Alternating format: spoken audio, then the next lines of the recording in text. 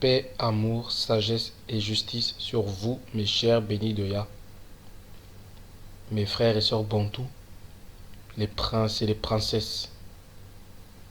Oui, car Yann Zambi vous a choisi.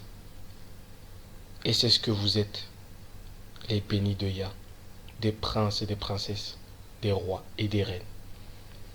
Une fois de plus, merci pour votre passage. Merci de regarder cette vidéo. Et merci de vous abonner encore et encore. Aujourd'hui, je voudrais vous apporter une pièce de puzzle supplémentaire par rapport à ce que je vous ai apporté depuis déjà un an déjà. Et voilà, toujours dans cette même continuité concernant des preuves qui vont attester que nous sommes véritablement les bénis de Yah, que nous sommes véritablement ce peuple dont parle la Bible, ceux dont on appelle les enfants d'Abraham, d'Isaac et de Jacob.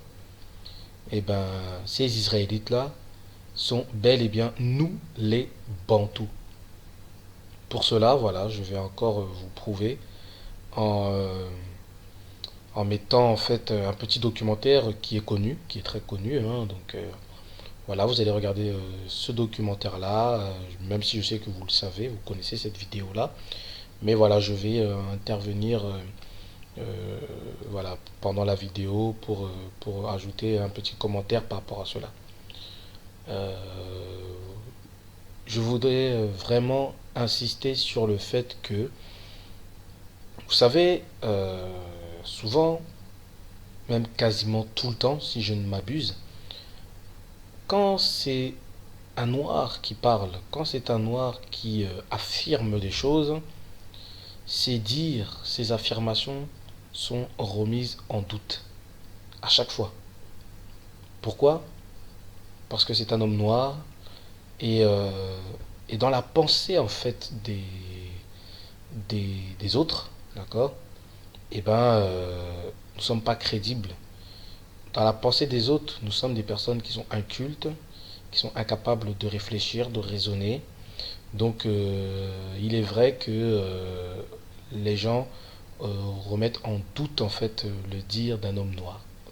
C'est pour cela, si vous avez remarqué, la plupart des vidéos que je mets, pardon, eh ben, ce sont des personnes, ce sont des personnes de race blanche en fait qui parlent. L'une des dernières vidéos que j'ai publiées, voilà, c'est une femme blanche qui parle, qui témoigne que voilà, que la Bible est l'histoire des Noirs et que les Blancs ont changé la couleur de tous ces personnages qui sont dans la Bible. Ils ont blanchi Isaiah, ils ont blanchi les prophètes pour justement s'approprier, s'accaparer de cette histoire-là. Voilà, c'était une femme blanche qui a témoigné de cela. J'avais mis aussi un pasteur français, blanc, qui parle, qui dit quasiment la même chose, disant que la Bible parle de l'Afrique. Depuis le début, depuis la Genèse jusqu'à Apocalypse, la Bible parle de l'Afrique et que les personnages sont des Noirs. C'était encore une preuve que j'ai mis, voilà, que c'était un blanc qui parlait. J'ai même mis une vidéo qui parle, c'était un ancien ministre de Jacques Chirac, connu sous le nom de Luc Ferry, qui parle et qui dit, en fait, qui raconte l'histoire de Shlomo Sand. Shlomo Sand qui est un écrivain juif, ashkénaze, et dans son livre, il relate que les juifs, ceux qu'on appelle juifs aujourd'hui, ne sont pas les vrais juifs. Et c'est un blanc qui le parle aussi. Et voilà, moi, ma démarche, parce que on sait qu'en général, quand un blanc parle, ben, il est considéré, il est écouté attentivement. Mais quand c'est un noir, ben, malheureusement, ce n'est pas le cas. Donc, je vais suivre cette continuité-là, cette suite logique. Et vous allez voir que dans ce reportage que je vais publier, voilà, c'est un blanc qui est justement d'origine juive, les faux juifs là, qui va faire des recherches concernant, voilà, les véritables descendants d'Israël, les véritables descendants de Jacob. Et vous allez voir, bon, c'est une vidéo qui est connue, mais voilà, vous allez le revoir ensemble, on va le voir ensemble, et puis j'interviendrai, je commenterai par la suite la vidéo. Sans plus tarder, voilà, je vous le mets tout de suite. Bonjour, montez. Pour m'aider à tout comprendre, j'ai demandé à l'historienne, le docteur Magdel Leroux, de m'accompagner sur le site. Elle étudie les lambas depuis des années et vient de publier un ouvrage sur les similarités entre leurs coutumes et celles des Israélites de l'Ancien Testament. Donc Magdel, il y a des points communs entre les pratiques religieuses des Lembas aujourd'hui et celles des anciens Israélites. Tout à fait. Ils possèdent les restes d'un ancien type de religion israélite très spéciale, qu'ils ont en un sens conservé. C'est un peu la religion de la vieille école. Mais comment ont-ils pu conserver cette identité religieuse pendant toutes ces années, alors qu'ils ont fait ce long voyage d'Israël en Afrique du Sud? C'est la question. Je pense que c'est par leur tradition orale, mais ils sont restés à l'écart des autres groupes. Ils vivaient avec d'autres peuples, ils migraient avec eux vers le sud. L'une de leurs particularités, c'est qu'ils conservent leur culture. Ils la vivent, c'est tout. Bon là, vous avez bien entendu, hein, cette dame en fait qui étudie les Lemba depuis longtemps et qui elle-même constate qu'il y a une similitude entre les pratiques culturelles du peuple des Lemba, d'accord, donc les Lemba, et la culture, on va dire, biblique, concernant les Israélites. Donc voilà, elle-même, elle confirme cela, que voilà, que les pratiques viennent de la Bible, qu'ils pratiquent vraiment la Bible, ce peuple des Lemba. Et ensuite, il y a le journaliste là, Josh Bernstein là, qui demande comment cela se fait-il que depuis tout ce temps, ils ont gardé justement cette pratique, d'accord, qui est liée à la Bible et qui concerne les Israélites. Et vous voyez la réponse de la dame qui dit que voilà, c'est par transmission orale. C'est par transmission orale que cette pratique se perpétue en fait. Vous voyez? Et ça, c'est ce que j'avais dit dans mes anciennes vidéos, voilà, concernant les religions des Bakoko.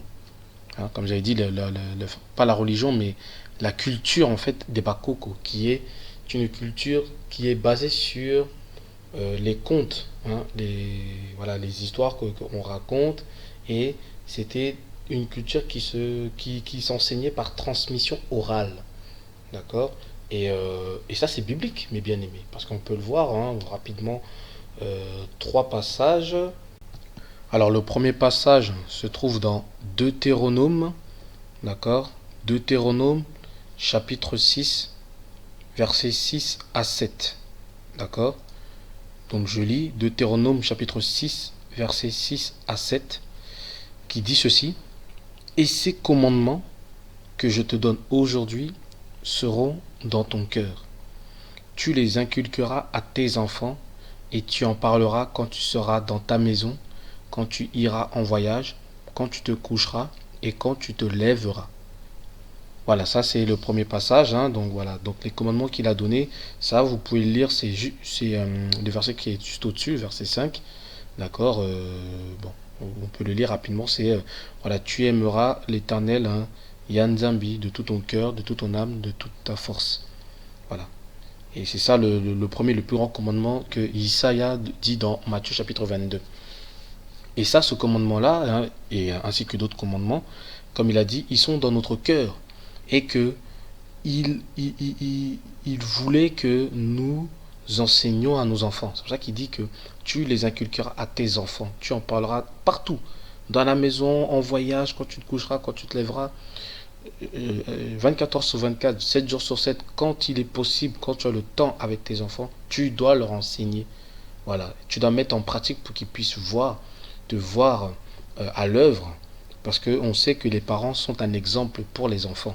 Les enfants, ils copient tout ce que les parents font. C'est pour ça que si les parents agissent selon la parole de Yan Zambi, c'est une forme d'enseignement en fait pour les enfants.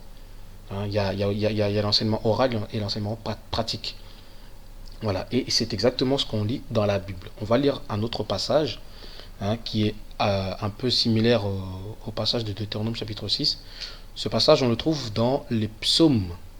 Psaume chapitre 78, versets 5 à 7. Voilà, donc psaume 78, versets 5 à 7, qui dit ceci.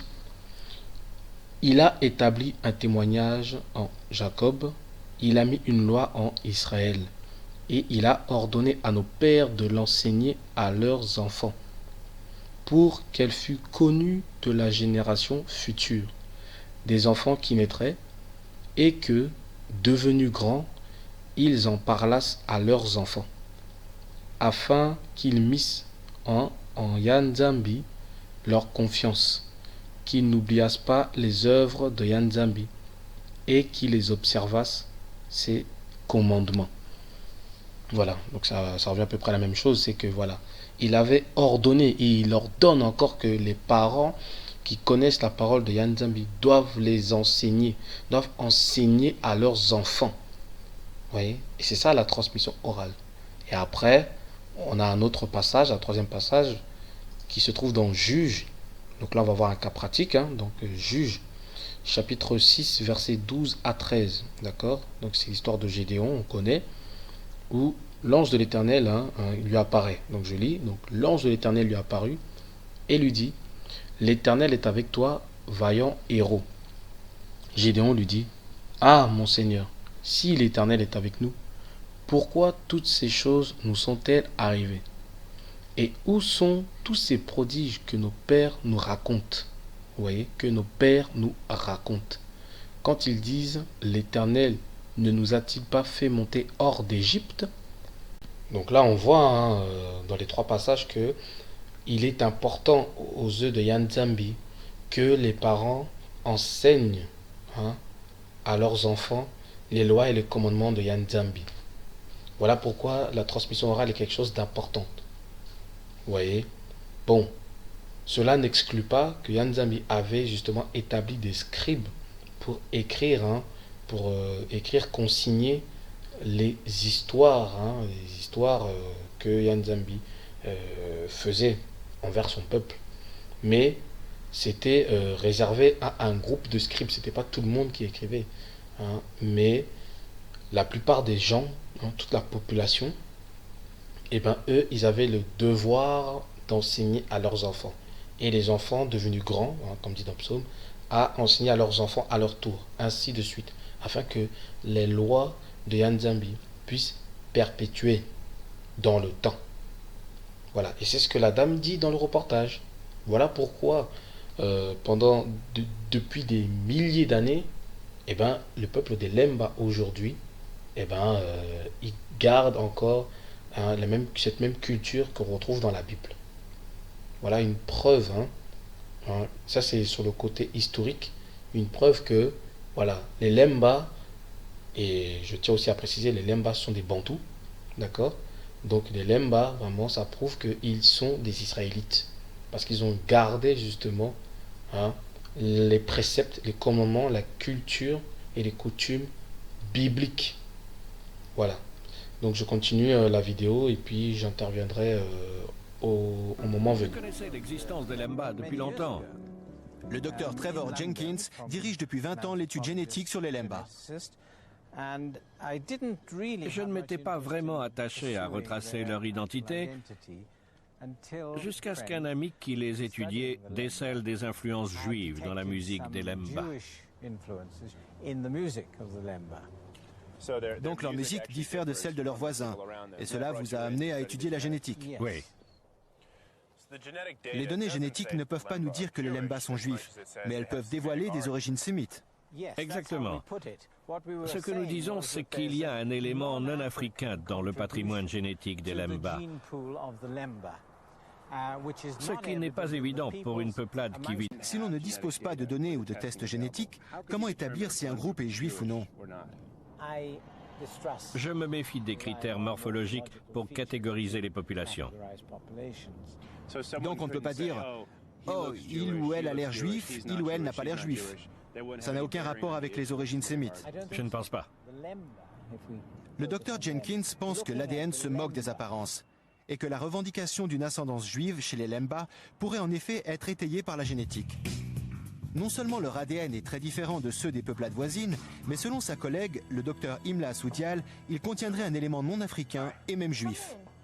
Bonjour, je suis Josh. Ravi de vous voir. Asseyez-vous.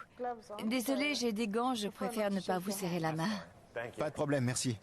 Donc je suis revenu à Johannesburg pour en savoir plus sur les Lemba et j'aimerais que vous me parliez de vos recherches à leur sujet. Oui, ce qui est très intéressant, c'est que les Lemba d'Afrique du Sud ont une configuration particulière de leur chromosome Y, qui est répandue chez les individus qu'on identifie comme les Kohanim, les prêtres juifs. Dans la tradition juive, les Kohanim appartiennent à la caste des prêtres. Chose étonnante, les chercheurs ont isolé un brin d'ADN étroitement associé aux Kohanim. On l'appelle l'haplotype modal des Cohen. Et il est pratiquement exclusif aux juifs qui se prétendent descendants des prêtres. Pratiquement exclusif. L'haplotype modal des Cohen a été identifié chez la caste des prêtres des Lemba. Le fait que le chromosome des Cohen est plus répandu dans ce groupe en particulier est quelque chose qui mérite vraiment d'être étudié.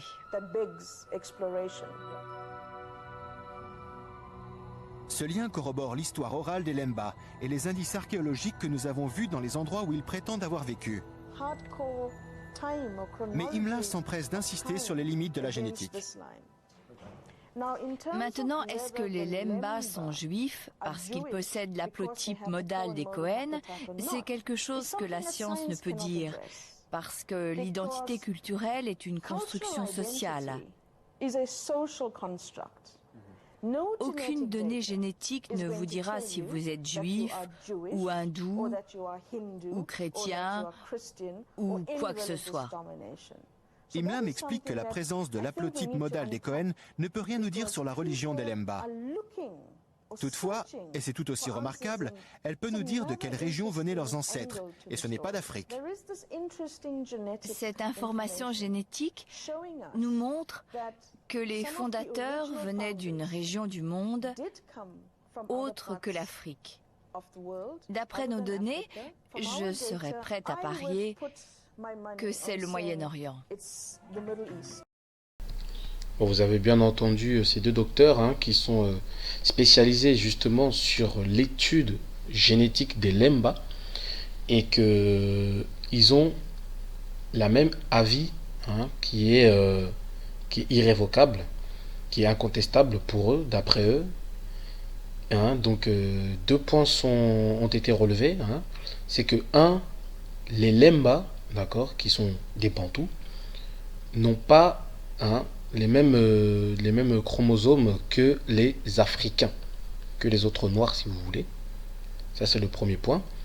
D'après eux, ils disent que justement ce sont des Sémites, d'accord, donc c'est clair, ils l'ont clairement dit. Et le deuxième point, c'est que ils ne viennent pas d'Afrique. Ça c'est plus la dame qui le dit. Qui ne viennent pas d'Afrique, c'est Lemba, mais qui viennent du Moyen-Orient. Donc quand vous voyez en fait la carte, quand vous voyez la carte avec le Moyen-Orient où il y a le faux Israël aujourd'hui, la Palestine, c'est là d'où à la base les Sémites viennent. D'accord? Donc ça corrobore bien aussi l'histoire de la Bible, où on voit que Yanzabi a partagé en fait les différentes terres avec les enfants de Noé, Sem, Cam et Japhet, et Cam avait pris toute la partie de l'Afrique et Sem avait pris toute la partie du Moyen-Orient en fait, du Moyen-Orient jusqu'à l'Inde, voilà, et Japhet était plus au nord. Et voilà, d'après l'histoire biblique, quand vous lisez, bon c'est pas dans la Bible, mais c'est un livre apocryphe qui est le livre du Jubilé, ça je vous l'ai déjà raconté, je vais le raconter encore, que pourquoi les Bantous, qui sont les Sémites, ont migré en fait dans l'Afrique centrale jusqu'à l'Afrique du Sud, c'est que il y a eu un fait, qui a marqué cela. C'est-à-dire que ce sont les Cananéens, d'où justement cette prophétie de malédiction, si on peut appeler ça comme ça, de Noé, qui justement est dit que maudit soit Canaan et qu'il soit le serviteur de Sem. Pourquoi? Parce que dans le songe, en fait, Yann Zabi lui avait montré que justement Canaan va faire quelque chose d'irréparable. Dans le partage, en fait, quand ils avaient partagé les terres, et voilà, Sem avait pris telle partie qu'on connaît, voilà, Moyen-Orient, etc. et tout, Canaan aussi, et que ils avaient prêté serment que aucun, aucune personne en fait prendrait ou chercherait à prendre la terre de l'autre. C'est ce que Canaan a fait. Donc je ferai une vidéo par rapport à ça, pour expliquer un peu d'où vient justement cette malédiction de Canaan, plus précisément. Je ferai une vidéo par rapport à ça. Et en fait, ben, du fait qu'ils aient voulu prendre la terre de Sem, eh ben, Yanzambi a dit que voilà, ben, justement, ben, les Sémites prendront la terre de Canaan. C'est pour ça qu'après, ben, Abraham s'est installé et voilà, et que ben, sa descendance s'est installée aussi. Voilà, c'est par rapport à ça. Donc c'est pour ça que voilà, ils ont migré, ils sont aujourd'hui en Afrique, les Bantous, les Lemba, mais leur terre d'origine n'était pas l'Afrique, c'était justement le Moyen-Orient. Voilà. Et voilà, c'est ce que justement ces docteurs-là, ces scientifiques, attestent et approuvent. D'accord. Donc voilà, donc je mets la suite, d'accord, de la vidéo. Imla est convaincu que les ancêtres Lemba venaient bien du Moyen-Orient. Il me tarde d'aller voir les Lemba pour savoir ce qu'ils en pensent. Et l'occasion rêvée s'offre à moi. C'est la fête annuelle des Lemba et on m'a invité. Difficile de croire que ces gens qui à première vue ne diffèrent en rien des autres communautés africaines avoisinantes ont en fait un ADN hérité d'ancêtres du Moyen-Orient. C'est la preuve qu'en matière de race, il ne faut pas se fier aux apparences. Cette fête annuelle est l'occasion de transmettre l'histoire orale et les chants traditionnels Lemba à la génération suivante. Cette chanson raconte le périple des Lemba d'Israël jusqu'en Afrique du Sud. Ayant retracé ce voyage, je suis impatient d'entendre ce que Samuel Moeti pense des preuves génétiques. Ainsi, les tests génétiques ont prouvé aux sceptiques ce que vous et vos ancêtres ont clamé depuis des générations. Cette nouvelle doit vous ravir. C'est vrai. Je serai honnête, je n'avais jamais entendu parler du peuple Lemba. Mais maintenant que j'ai fait le voyage de Jérusalem au Zimbabwe, maintenant que j'ai assisté à cette célébration, que j'ai appris à connaître votre peuple, je n'ai qu'un mot à dire. Et c'est Shalom. Shalom. Nous avons vu que la science a confirmé les dires des Lemba après des années de doutes et de préjugés. Les indices archéologiques, les preuves génétiques et l'histoire orale des Lemba eux-mêmes se complètent pour faire une démonstration très convaincante. Ce qui a été le plus passionnant dans ce voyage et dans ma découverte de ce que les Lemba ont vécu en allant du nord d'Israël jusqu'à l'Afrique du Sud, c'est qu'il y a très peu de preuves archéologiques sur le terrain pour dire définitivement « voici ce que les Lemba ont fait ».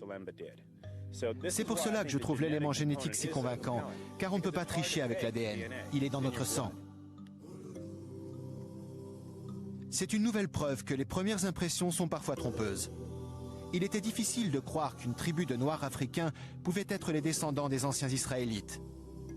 Et pourtant, c'est exactement ce qu'il semble être. Nous ne sommes pas perdus. Nous sommes dispersés. Nous sommes héros d'origine.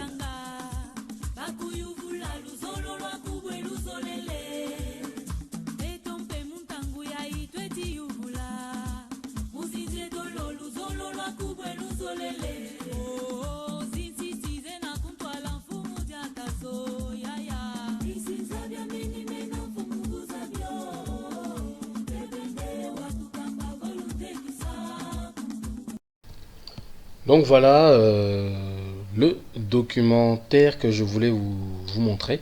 Voilà, c'est très connu, hein. Je sais que c'est un documentaire que vous connaissez déjà, mais j'avais envie, voilà, comme toutes les vidéos que je diffuse, hein, ce sont des vidéos qui sont connues, mais voilà, j'aime bien appuyer justement sur l'interrupteur qui va justement allumer la lumière et qui va éclairer et illuminer, hein, vos cœurs et votre esprit. Donc voilà, donc on a bien vu, hein, que même lui, hein, Josh Bernstein, a affirmé, a confirmé, d'accord, que, et pourtant, entre parenthèses, lui, il est d'origine juive, hein, des faux juifs là, et lui-même, il atteste, hein, solennellement que les véritables descendants des Israélites, de Jacob, sont les Lemba. Enfin, que les Lemba fait partie justement des descendants d'Israël. Vous voyez? Donc, sachant que les Lemba sont des Bantous, si les Lemba sont des Israélites, ça veut dire que tous les Bantous sont Israélites. C'est un peu le même principe que une de mes vidéos que j'ai faite où le pasteur blanc, Éric Toumieux, disait que Moïse était noir. Et pour lui, c'était une évidence. C'était une évidence évidente que Moïse était noir. Mais si Moïse était noir, lui qui était hébreu israélite, ça veut dire que tous les hébreux israélites sont forcément noirs, ou étaient forcément noirs. Donc aujourd'hui, ils sont forcément noirs. C'est un peu le même principe que, par rapport aux Lemba. Vous voyez que les Lemba, comme on a vu, ils font partie de la caste des prêtres, des sacrificateurs. Et on sait que dans la Bible, les sacrificateurs sont des Lévites. Donc les Lemba, en fait, ici, ce sont les Lévites. Et ils sont un peu partout. Bon, ils sont basés principalement au Zimbabwe et en Afrique du Sud, mais ils sont partout. Partout dans l'Afrique bantoue et un petit peu vers l'Afrique de l'Ouest. Mais ils sont principalement dans l'Afrique bantoue. Il y en a beaucoup au Congo. Il y en a beaucoup dans cette partie d'Afrique centrale. Voilà. Et la science, comme il a dit Josh, on ne peut pas tricher avec la science, avec la science.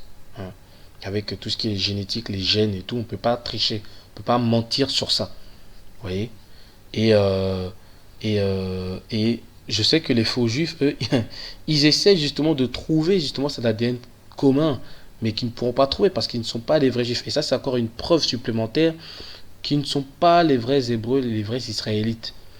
Souvenez-vous de la vidéo que je vous ai montrée avec Luc Ferry. Je vous fais passer un petit extrait. Regardez qu'est-ce qu'il dit, Luc Ferry. Les communautés juives un peu partout dans le monde sont le résultat de grands moments de conversion et que la religion juive a été une religion prosélyte et qu'un certain nombre de peuples qui n'avaient aucun rapport ethnique, racial avec les tribus d'Israël ou génétique, parce que je dis génétique parce qu'un certain nombre de savants aujourd'hui, y compris en Israël, cherchent à trouver une origine commune génétiquement, un ADN commun aux juifs, ce qui est absurde, et ce qui est à la limite antisémite, Vous avez entendu ce qu'a dit Luc Ferry, que les chercheurs du côté du faux Israël, ils cherchent justement un ADN commun, mais que pour lui justement c'est absurde entre tous ces peuples-là. Pourtant, on a bien vu, d'après le reportage, que on peut retrouver les ADN sémites, on peut retrouver, mais c'est parce que eux, ils se penchent du mauvais côté. Ils vont chercher vers le mauvais côté. Ils vont chercher du côté des faux juifs. Ça appuie encore sur la véracité du passage de Apocalypse chapitre 2, verset 9 et Apocalypse chapitre 3, verset 9. En parlant du Apocalypse chapitre 3, verset 9, qui dit que, c'est Isaiah Congo qui dit que je vais faire venir devant toi ceux de la synagogue de Satan, ceux qui se disent juifs mais qui ne le sont pas. Je vais les faire venir se prosterner à tes pieds et reconnaître que je t'ai aimé. Là, on a vu encore un faux israélien, un faux juif, qui est connu sous le nom de Josh Bernstein, qui lui-même atteste, affirme, déclare que, voilà, quand il dit au monsieur Shalom, ça veut dire en fait, en gros, il est en train de dire que c'est toi le véritable israélite. Et je te dis Shalom. Je te dis paix sur toi. C'est ça la vérité. Voilà la vérité, encore une preuve historique et une preuve scientifique que les Bantous sont les Israélites. Là, mes bien-aimés, si vous contestez cela, c'est que vous êtes de mauvaise foi. Mes bien-aimés, ceux qui contestent ça, ceux qui sont de mauvaise foi. Parce que là, comme il a dit, on ne peut pas jouer avec la science. On ne peut pas mentir, tromper, tricher avec la science. On ne peut pas tricher. Vous savez, moi, il y a une phrase que j'aime bien dire, c'est « La science confirme les réalités divines. Mais ce sont les scientifiques qui cherchent à démentir. » Vous voyez, à démentir ces vérités-là. La science, on ne peut pas mentir avec la science. Parce que la science, c'est Yann Nzambi qui a créé cela. Il est l'auteur de la science.